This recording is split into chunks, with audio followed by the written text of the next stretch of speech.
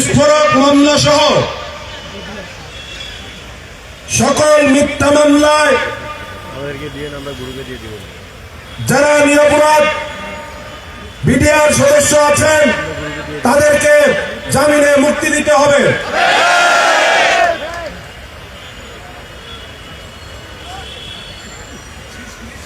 4 নম্বর,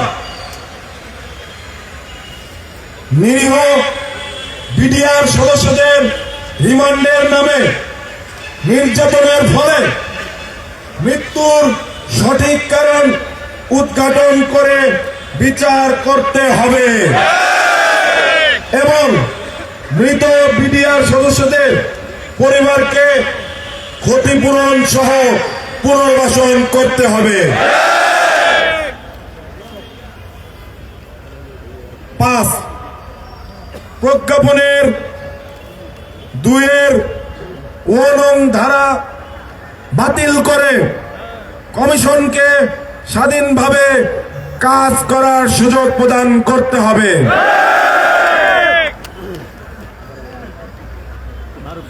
25 ফেব্রুয়ারিকে সেনা হত্যা দিবস হিসেবে ঘোষণা করতে হবে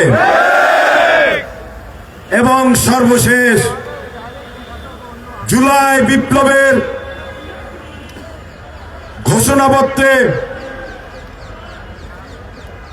বিডিআরদের সকল ন্যায্য দাবিকে অন্তর্ভুক্ত করতে হবে। আপনারা এই দাবির সাথে একমত তো? আপনারা সবাই আছেন? আপনারা সবাই আছেন? দিল্লি না ঢাকা, দিল্লি না ঢাকা, এই আপোষটা সংগ্রাম, আপোষটা সংগ্রাম, দালালি না রাজপথ, দালালি না রাজপথ, বিজেপি না বিডিআর, বিজেপি না বিডিআর, বিজেপি না বিডিআর, বিজেপি না বিডিআর। সংগ্রামী উপস্থিতি, আপনাদের সকল ন্যায্য দাবির সাথে আমরা ছাত্র সমাজ এবং সাধারণ নাগরিক সমাজ একাত্মতা পোষণ করছি এবং শহীদ মিনারের কেন্দ্রীয় শহীদ মিনারের প্রাঙ্গণ থেকে আমরা ঠিক এই মুহূর্তে একটি পদযাত্রায় সামিল হব। আমরা প্রধান উপদেষ্টার বাসভবন যমুনা অভিমুখে রওনা হব। আপনারা সবাই সুশৃঙ্খল ভাবে শান্তিপূর্ণ ভাবে একসাথে যমুনা অভিমুখে যাবেন এবং তারপর এইখানে অবস্থান কর্মসূচি পালিত হবে। যমুনায় আমরা আমাদের যৌক্তিক দাবিসমূহ স্মারকলিপি আকারে উপস্থাপন করব। ধন্যবাদ সকলকে। ইনকিলাব জিন্দাবাদ। দর্শক, আপনারা দেখছেন সমকাল লাইভ। আমরা কেন্দ্রীয় শহীদ মিনারে যুক্ত আছি। এখানে আজ বিডিআর বিদ্রোহে, বিডিআর হত্যাকাণ্ডে যারা জড়িত তাদের বিচারের দাবি এবং বিভিন্ন দাবি দেওয়া নিয়ে এখানে উপস্থিত হয়েছেন বিডিআরের সদস্যরা এবং কিছুক্ষণের মধ্যেই আসলে প্রধান উপদেষ্টার বাসভবন অভিমুখে তাদের পদযাত্রা অনুষ্ঠিত হবে বলে এখান থেকে ঘোষণা দেওয়া হয়েছে এবং সেটি কিন্তু কিছুক্ষণের মধ্যেই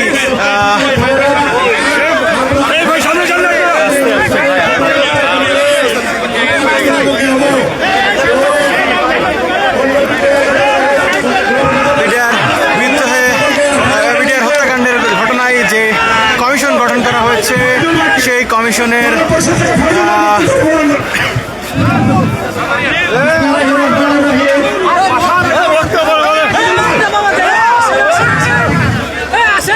আমার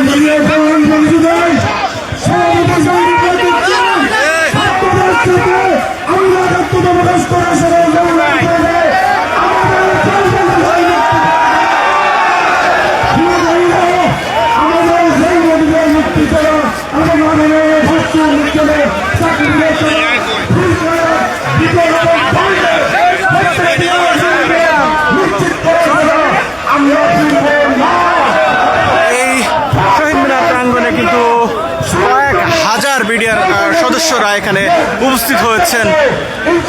কিছুক্ষণের মধ্যেই এই শহীদ মিনার প্রাঙ্গণ থেকে তারা প্রধান উপদেষ্টা ডক্টর মোহাম্মদ ইউনূসের বাসভবনের দিকে পদযাত্রা শুরু করবেন এবং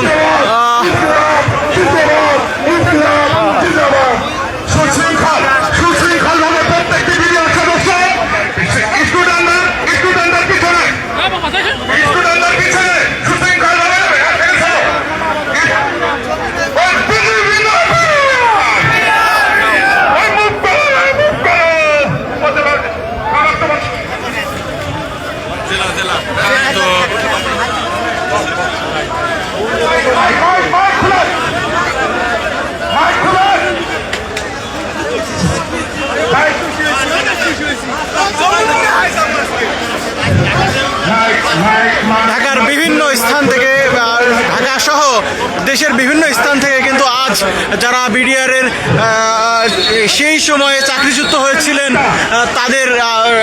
তারা কিন্তু এই শহীদ মিনারে এসে জমায়েত হয়েছেন। সেই জমায়েত থেকে পদযাত্রা নিয়ে এখন প্রধান উপদেষ্টার বাসভবনের দিকে যাচ্ছেন। সেটি আসলে আপনাদেরকে দেখানোর চেষ্টা করছি দর্শক।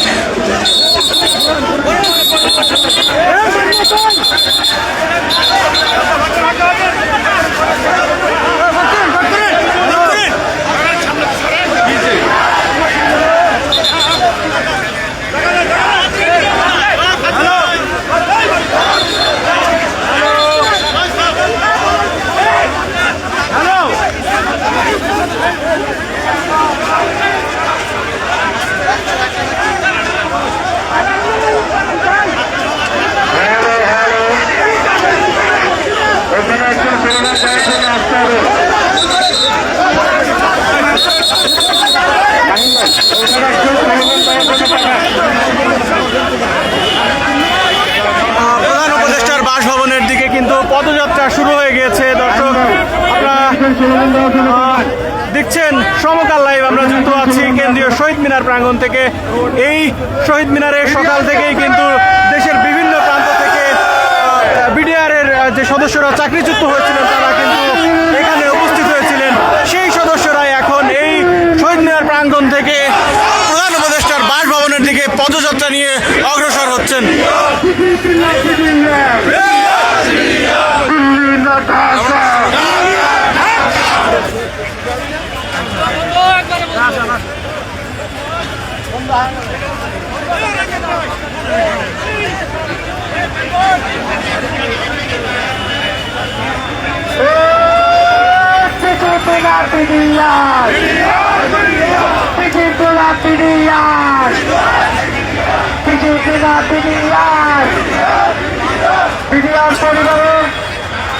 পরিবারের সকল সদস্যদের আমি মাইকের কাছে আসার আহ্বান জানাচ্ছি। আমরা বিনিয়োগ পরিবারের সকল সদস্যদের নিয়ে প্রধান উপদেষ্টার বাসভবনের সাথে যাব। সবাইকে নিয়ে করলে আপনারা সুশৃঙ্খলভাবে সবাইকে নিয়ে করলে আপনারা সুশৃঙ্খলভাবে আসেন। আসেন মূল্যবর্তী সামনে দিয়ে দিল সেই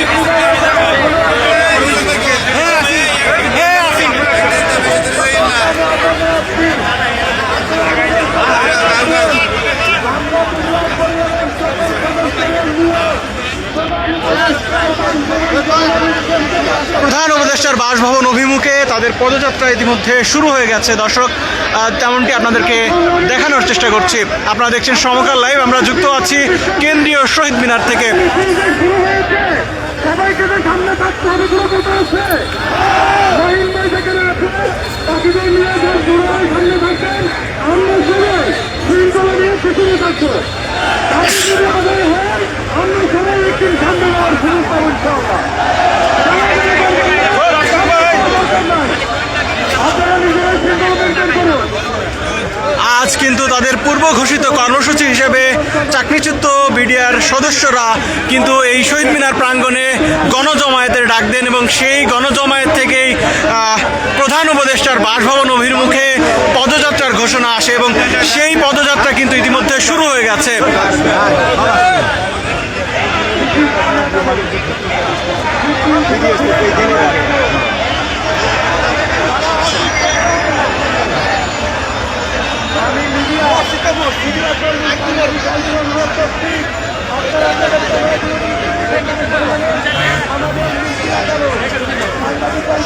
দর্শক, আপনারা দেখছিলেন সমকাল লাইভ। আমরা যুক্ত ছিলাম কেন্দ্রীয় শহীদ মিনার থেকে, জানাচ্ছিলাম বিডিআর চাকরিচ্যুত সদস্যদের যে গণজমায়েতের ডাক দিয়েছিলেন আজ শহীদ মিনার প্রাঙ্গণ থেকে, তার সবশেষ পরিস্থিতি এবং পরবর্তীতে যে কোনো তথ্য সাথে আপনাদের সাথে আবারও যুক্ত হব। সে পর্যন্ত সমকালের সঙ্গেই থাকুন।